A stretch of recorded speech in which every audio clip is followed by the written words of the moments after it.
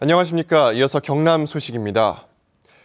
홍준표 경남지사가 감사 없이 지원도 없다며 무상급식 예산 지원 중단을 선언한 지 16개월 만에 무상급식을 둘러싼 경상남도와 교육청 간의 갈등이 일단락됐습니다. 전국 첫 중단에서 타결에 이르기까지를 김현수 기자가 보도합니다. 무상급식 중단이 선언된 것은 지난 2014년 11월. 경상남도 교육청이 지난 4년 동안 지원된 무상급식 예산 3천여억 원에 대한 경상남도의 감사를 거부하자 홍준표 경남지사가 예산 지원 중단을 전격 선언했습니다. 원칙대로 도교육청 예산으로만 집행하는 것이 맞다는 것이 제 생각이고. 다음 해인 지난해 4월부터 경남의 각 학교들은 유상급식으로 전환됐고 학부모들의 반발도 확산됐습니다. 밥 먹는 거 하나 가지고 좀 보이지 않는 불평등이 있는 것 같아가지고 저희 초등학교 학부형들이 무상급식 운동 지키기 본부는 홍준표 경남지사에 대한 주민소환 운동에 돌입했고 보수단체는 박종훈 교육감 주민소환 운동으로 맞불을 놓으면서 경남은 여론 분열 상황까지 일어났습니다. 경남도의회는 학교 급식 실태 행정사무감사에 들어가는 동시에 두 기관 중재에 나섰지만 결국 실패했습니다. 경남도청과 교육청은 극한 대립을 우려하는 여론에 지난해 11월 급식비 지원 실무협의에 들어갑니다.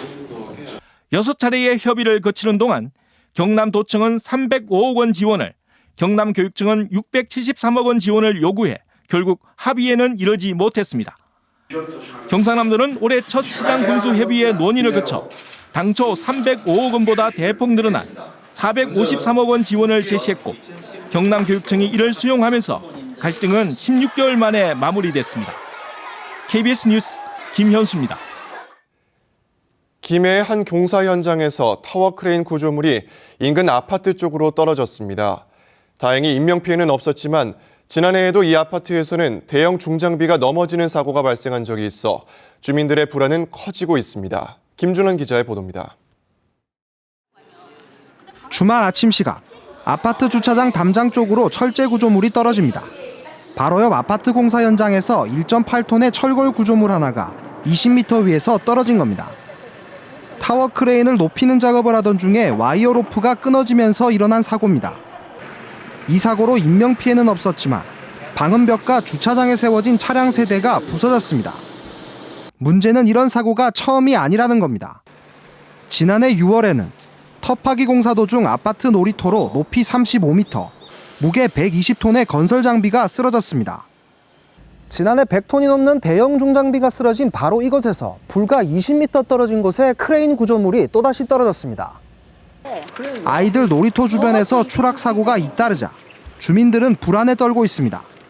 애들이 항상 저 앞에는 또 차들이 많이 왔다 갔다 이 뒤에서 공놀이도 하고 배드민턴도 치고 줄넘기도 하고 하는데 솔직히 언제 어느 때 어떤 일이 벌어질지 모르니까 뒤에 가서 놀지 말라고 엄마들이 항상 그렇게 얘기를 하고.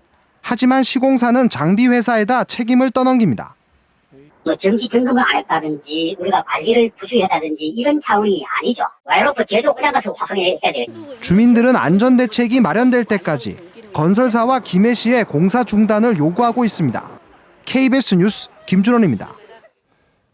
지난해 1월 창원의 한 초등학교에서 수업 중에 엄마가 데리고 나간 뒤 사라졌던 11살 이모군의 소재가 확인됐습니다. 창원 중부경찰서는 지난 21일 이군이 외할머니 집에 있는 것을 확인했다고 밝혔습니다.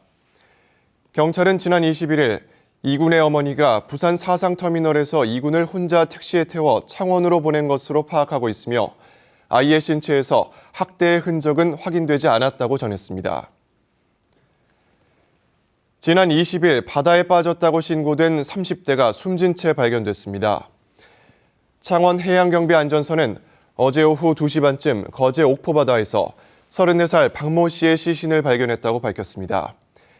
해경은 박 씨가 최근 지인들과 술을 마신 뒤 실종됐다는 신고를 받고 수색해왔습니다. 사천의 대표적인 관광지 다자연 녹차단지가 위기를 맞고 있습니다. 일부 농민들이 녹차밭 임대를 그만두겠다고 통보했지만 다자연 영농조합은 계약 파기는 안 된다며 가압류로 맞서고 있습니다. 최세진 기자가 보도합니다. 47만 제곱미터, 평지로는 국내에서 가장 큰 녹차밭인 사천 다자연 녹차단지. 녹차밭 한가운데 5필지 2만 4천여 제곱미터에 심어져 있던 녹차나무가 몽땅 뽑혀 있습니다. 농민들이 녹차 사업을 그만하겠다며 파내버린 것입니다. 지난 2003년 조성된 사천 녹차단지. 90여 개 농가가 녹차밭을 소유하고 다자연 영농조합 법인이 녹차를 생산하면서 농민들에게 임대료를 지불하고 있습니다. 하지만 지난 2011년 동해로 생산량이 감소하면서 2012년에는 임대료를 3분의 1밖에 지급하지 못했고 경영 위기를 이유로 농민들에게 계약 해지도 통보했습니다. 영농조합에 대한 불신이 쌓인 일부 농민들은 녹차 생산을 그만하고 땅에 대한 소유권을 행사하겠다고 나섰습니다. 수익성도 없고 장기적인 어떤 전망을 놓고 봤을 때도 소득을 올릴 수 있는 전망이 없었기 때문에. 하지만 다자연 영농조합은 2014년 이후부터는 임대료를 정상적으로 지급하고 있기 때문에 임대차 계약이 사실상 유효하다는 입장입니다. 영농조합법인은 녹차나무를 제거한 지주들에게 5억여 원의 가압류도 신청했습니다. 막대한 예산을 투입해서 만들어 놓은 녹차 단지가 결국은 없어지는 그런 결과를 낳기 때문에 저희들이 부득이 일단 가압류를 해서 70억 원이 넘는 보조금이 투입된 사천 녹차단지. 농민들과 조합법인의 법정 다툼 속에 사천의 관광 명소가 사라질 위기를 맞고 있습니다. KBS 뉴스 최세진입니다.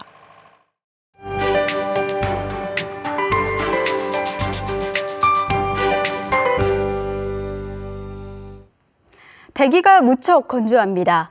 창원을 비롯한 경남 8개 시군에 건조주의보가 내려졌는데요. 바람까지 강하게 불면서 건조특보는 확대 강화될 가능성이 있습니다. 불이 나지 않도록 화재 예방에 신경 쓰셔야겠고요.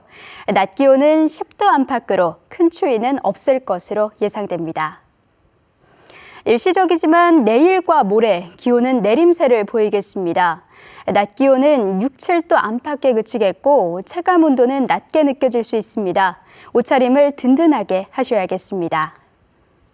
오늘은 차가운 대륙 고기압의 영향을 받겠습니다. 어제와 비교하면 하늘빛도 깨끗해진 모습이고요. 미세먼지 농도는 보통 수준으로 예상됩니다. 아침과 낮 기온 모두 오름세를 보이고 있습니다. 창원 4도, 함안은 1도로 출발해 낮 기온은 김해와 밀양 12도로 예년 수준을 웃돌겠습니다. 서부 지역도 거창을 제외하곤 영상권에서 시작했습니다. 진주 1도, 산청은 2도를 가리키고 있는데요.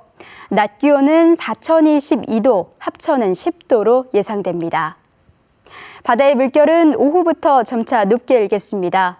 먼바다를 중심으로 최고 2.5m로 일겠습니다. 기상정보였습니다. 고성군 삼산면에 화력발전소 건설 계획이 알려지자 주민들은 광산 피해가 복구된 곳에 발전소가 건립된다며 반발하고 있습니다. 거창군은 오는 3월 고지분부터 상수도 요금 15%와 하수도 요금 30%를 인상합니다. 통영시가 한센인 집단 거주지인 애조원지구 도시개발 사업을 이르면 오는 4월에 착공합니다.